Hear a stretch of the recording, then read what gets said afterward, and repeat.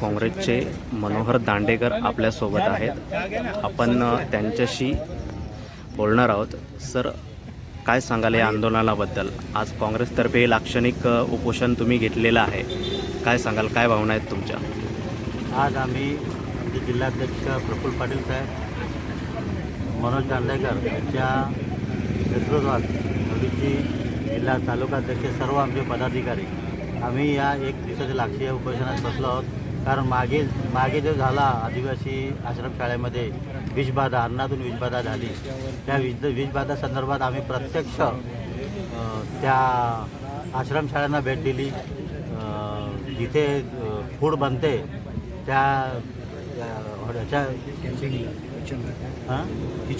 किचनला भेट दिली. त्यांना संपूर्ण आम्ही चौकशी केली. तिकडे बघितलं की भरपूर जे खाद्यपदार्थ ही निकृष्ट दर्जाचे होते.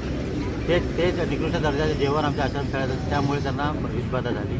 तसेच शेतकऱ्यांचा जो युरिया आहे तो खत, त्याचा बराचसा काळा बाजार झालेला आहे. त्या काळा बाजारासंदर्भात आम्ही जिल्हाधिकाऱ्यांना निवेदनसुद्धा दिलं होतं, तरीसुद्धा त्यांच्यावरती कोणावर कारवाई झाली नाही. याबद्दल आमचे काँग्रेस कार्याकर्ते, जर आमची अशी मागणी आहे की त्यांच्यावरती गुन्हे दाखल झाले पाहिजे, प्रत्यक्ष कारवाई करून. जर अशी कारवाई झाली नाही तर आम्ही येणाऱ्या काळात तीव्र आंदोलन करू, असे आमचं प्रयत्न आहे.